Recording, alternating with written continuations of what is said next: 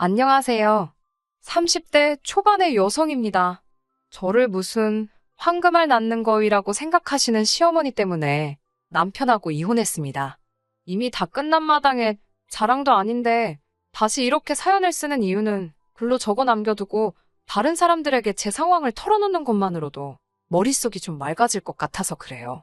남편과 저는 대학 시절부터 아는 사이였습니다. 친한 사이는 아니었고 안부만 가끔 물으며 몇 년을 지내다가 우연한 기회로 가까워졌지요. 사귀기 시작하고 얼마 지나지 않아 남편은 다니던 회사에서 다른 회사로 이직을 했고 저는 회사를 관둔 뒤 회계사 시험을 준비하기 시작했습니다. 사실 연애를 시작했을 때만 하더라도 남편의 이직이나 저의 수험 생활은 계획에도 없던 일이었거든요. 그렇기에 이런저런 걱정이 많이 되었네요. 사실 저는 어머니가 안 계십니다. 제가 대학에 입학하고 얼마 지나지 않아 사고로 돌아가셨거든요. 어머니가 살아계실 때도 집안 형편이 좋지 않았는데 어머니가 돌아가신 이후로는 마치 늪지대로 빨려 들어가듯이 급속도로 집안 사정이 나빠지더라고요. 그나마 다행이었던 건 제가 당시 좋은 대학에 다니고 있었기에 과외로 생활비와 학비를 어느 정도 충당할 수는 있었습니다. 아버지가 계시긴 했지만 몸이 좋지 않으셔서 아버지가 벌어오시는 돈으로만은 살림을 꾸려나가기 힘든 상황이었거든요. 그렇다 보니 아버지께 어떤 다른 도움을 기대할 수 있는 상황도 못 되었지요.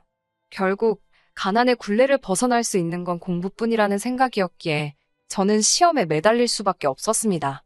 남편은 그런 제가 정신적으로 기댈 수 있는 버팀목이 돼주었어요. 그때만 해도 남편에게 정말 고맙고 미안한 마음뿐이었네요. 남편과 저 두 사람만 놓고 본다면 저희 관계에는 아무런 문제도 없었습니다.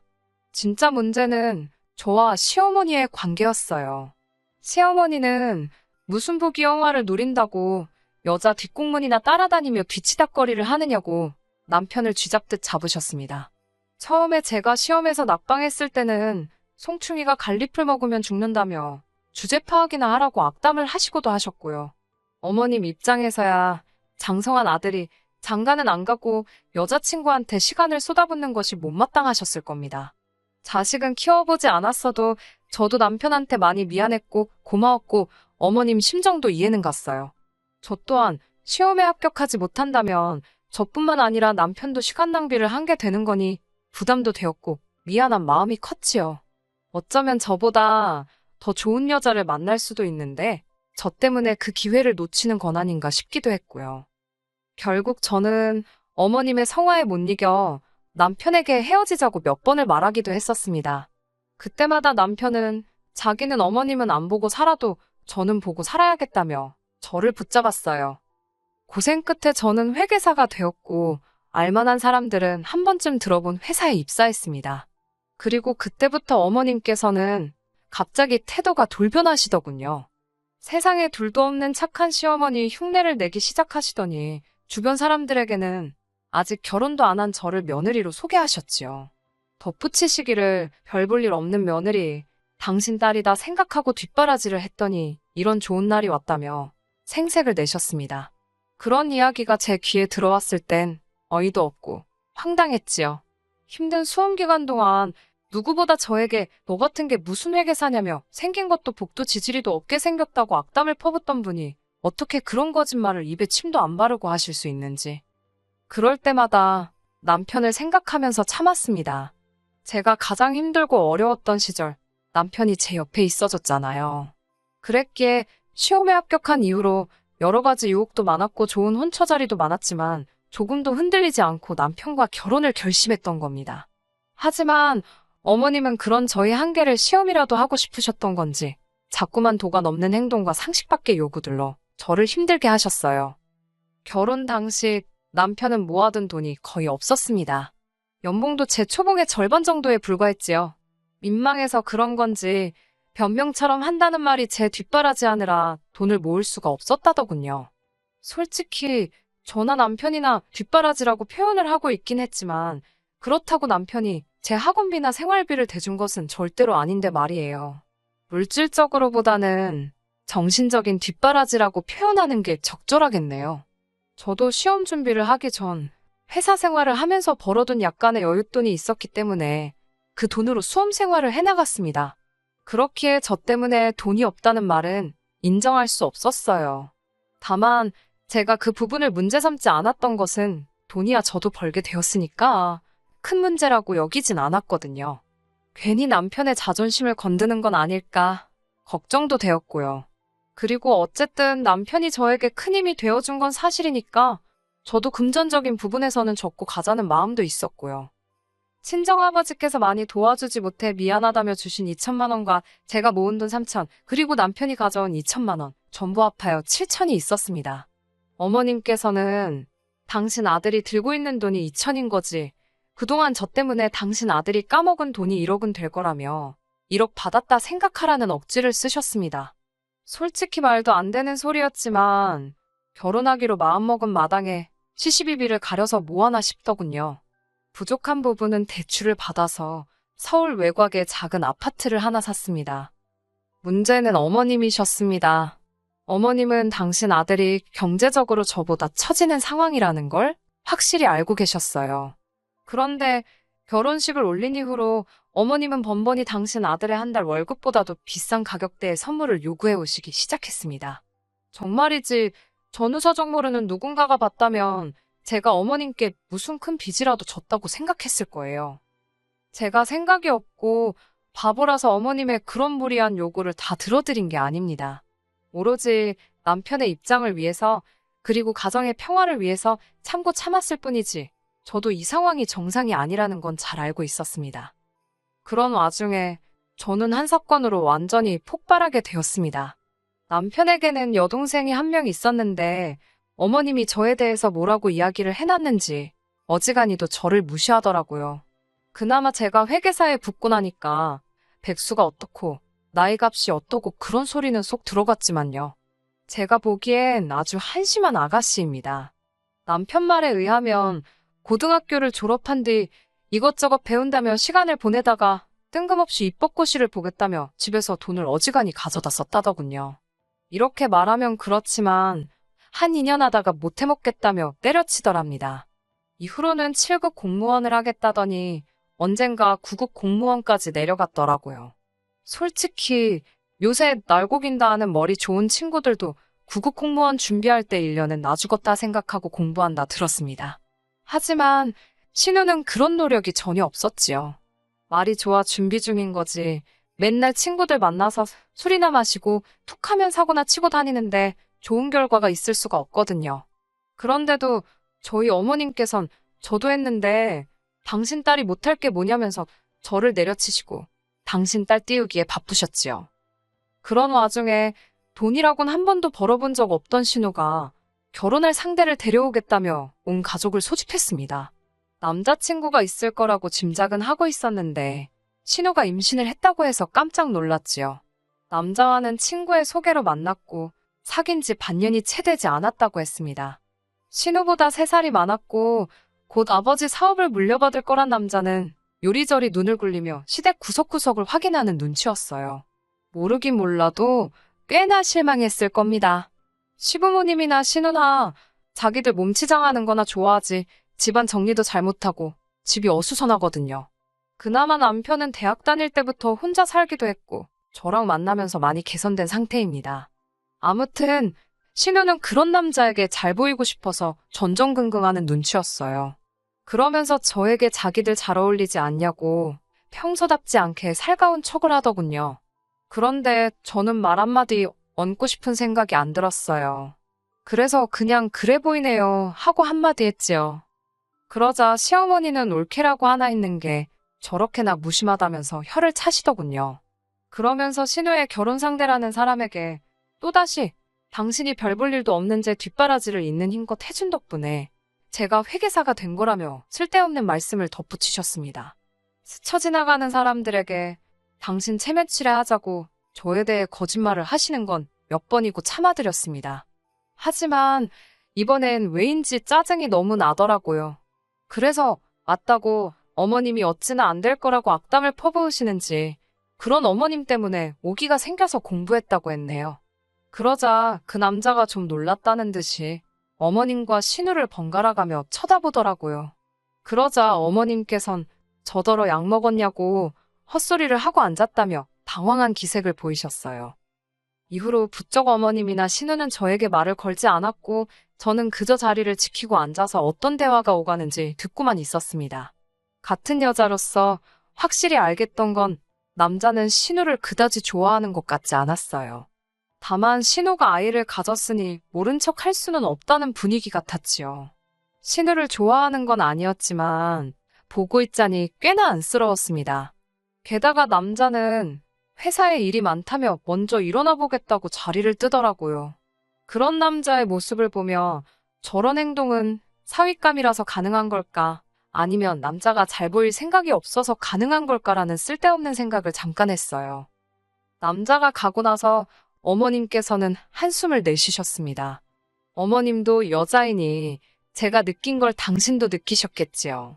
신우는 속도 없는지 어땠냐며 자기가 괜찮은 남자를 물은 것 같지 않냐고 철딱선이 없는 소리만 해대고 있었습니다. 가만히 있다간 저에게 불똥이나 튀지 싶어서 저도 일핑계를 대고는 먼저 자리를 떴네요. 며칠 뒤 어머님께서 전화를 걸어오셨습니다. 당신이 제 회사 근처로 올 테니 이야기를 좀 하잡니다. 저는 남편에게 전화를 걸어 뭔지는 몰라도 같이 나가자고 했습니다. 남편도 어머님이 저에게 걸핏하면 막말을 하신다는 건 이미 알고 있었고 제가 어머님을 불편해한다는 사실도 알았기에 알겠다고 하더군요. 그렇게 어머님을 만났더니 역시나 어머님도 혼자는 아니셨습니다. 신우와 같이 나오신다는 말은 없으셨는데 신우도 데리고 나오셨더라고요. 어머님께서는 바쁜 저희를 불러놓고 쓸데없는 소리 할 생각은 없다며 잔말 말고 신우 결혼 자금을 좀 대달라 하셨습니다. 솔직히 신우가 결혼 이야기를 꺼냈을 때 이미 얼마 정도는 해줘야겠다는 생각은 했어요. 시어머니가 믿고 어쩌고 그런 거를 떠나 어쨌든 남편이 오빠고 저희 형편이 아주 어려운 것도 아니었으니 윗사람으로서 베풀자라는 심정이었지요. 하지만 어머님이 축의금도 아니고 선물을 사달라는 것도 아니고 결혼 자금을 대달라고 하시니 좀 당황스럽더군요.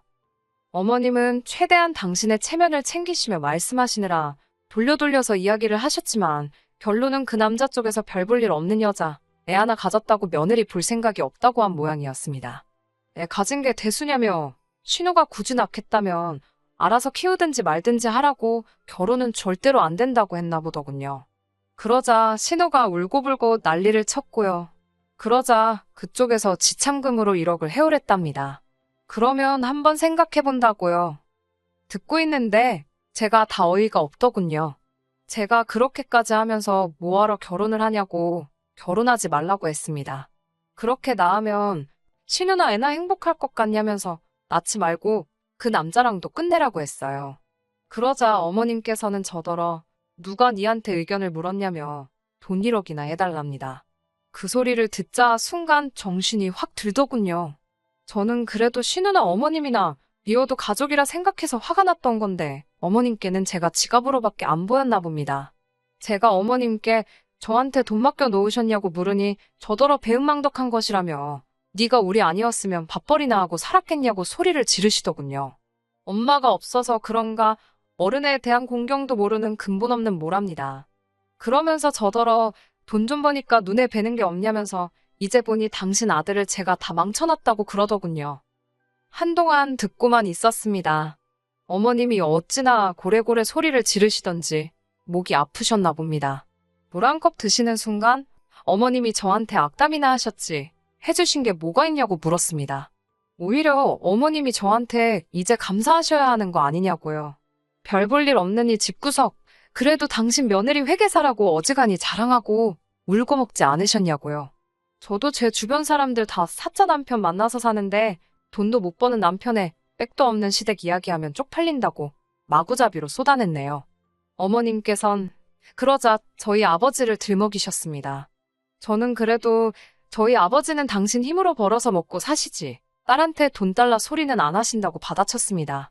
어머님께서는 맨날 집구석에서 하는 일 없이 계시면서 툭하면 며느리 주머니 털어먹을 궁리나 하시지 않냐고 몰아붙였어요. 그러자 카페 여기저기서 키득거리는 소리가 들리더군요.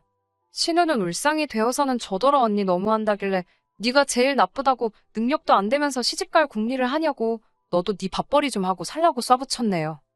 쓰러진다며 생쇼를 하시는 어머님을 뒤로하고 카페를 나왔습니다. 남편이 절 따라 나오더라고요. 남편은 저에게 왜 이렇게 사람이 억세졌냐면서 가서 얼른 죄송하다고 하랍니다. 그러면서 한다는 소리가 죽을 때 돈 짊어지고 갈 것도 아닌데 있으면 자기 동생 좀 도와달랍니다. 자기가 죽을 때까지 평생 저에게 잘하겠다나요. 제가 나한테 평생 잘할 생각이면 지금 어머님한테 가서 당장 나한테 사과하시게 만들라고 했습니다. 어머님이 나한테 미안하다 하시면 내가 한번 생각은 해보겠다고요. 남편이 그런 저를 쳐다보더니 돈 좀 있다고 유세 떠는 거냐입니다. 맞다고 나 지금 유세 부리는 거라고 했어요. 미쳤냐는 남편에게 당신이랑 당신 어머니는 가진 것도 없이 이제껏 유세 부려놓고 왜 내가 돈 좀 들고 유세 부리니까 못 봐주겠냐고 물었습니다. 나는 이제 어머님의 그런 꼴값 받아들일 생각이 없다고요. 그러고도 분이 풀리지 않아서 남편에게 이혼하자고 했어요. 홧김에 내뱉은 말이었는데 내뱉고 나니까 속이 후련하더군요. 이혼하자는 제 말엔 남편은 꽤나 놀란 눈치였습니다. 고부 갈등으로 합의 이혼하자고 못을 박았네요. 그리고 이튿날 이번엔 어머님뿐만 아니라 아버님까지 저희 집에 오셨습니다. 이혼이라니 그게 무슨 소리냐면서 당신들은 저 없으면 못 산답니다. 저는 그런 말씀하시라고 남편이 제 수험 기간 동안 해준 거 제가 지금 몇 배로 갖고 떠나는 거니까 잡지 마시라 했습니다. 이 정도면 어머님 아버님도 남는 장사 하셨다고 욕심 좀 그만 내시라고요. 그렇게 저희는 이혼을 하게 되었습니다. 비록 이자료는 못 받았지만 그래도 한 가지 마음의 위안이 돼준 건 신혼집으로 장만했던 아파트였어요. 신혼 초에 남편이 대출받는다니까 어머님께서 개거품을 무시는 통에 제 이름으로 이빠이 대출받아 아파트를 샀었는데 그게 많이 올랐거든요. 어머님이 그거 반반 나눠야 된다고 억지를 쓰셨지만 남편 돈은 겨우 2천이었고 제 돈은 대출까지 해서 2억이 넘었습니다. 그걸 나눠달라니 어떤 정신 나간 엑스가 그걸 나눠주겠어요? 그 이후로 저는 회사 생활 잘하면서 잘 살고 있습니다. 제가 사는 오피스텔에서 멀지 않은 곳으로 친정아버지 거처도 옮겨드렸습니다. 제가 이혼을 결심했을 당시 친정아버지께선 많은 걸 묻지 않으셨어요. 당신이 힘이 돼주지 못해 미안하단 말씀만 몇 번 하셨네요. 신우는 시집 못 갔습니다. 이런 이야기를 해도 될지 모르겠는데 그쪽 집안에서 저랑 이야기를 해보고 싶다고 어떻게 제 사무실로 연락을 해왔더라고요. 아무래도 그날 제가 어머님에 대해서 했던 말이 마음에 걸렸던 모양입니다. 저는 어머님은 상종 못할 분이고 신우는 생각이 없는 여자라고 말씀드렸고 그쪽에서도 고맙다며 더는 묻지 않더라고요. 아이는 낳았는지 어쨌는지 모르겠네요. 그 성질을 생각하면 낳았어도 데리고 있을지도 모르겠고요. 궁금하지도 않아요. 솔직히. 끝까지 들어주셔서 감사합니다. 오늘의 사연은 여기까지입니다. 구독과 좋아요, 알람 설정 부탁드리고 더 좋은 사연으로 다시 찾아뵙겠습니다. 감사합니다.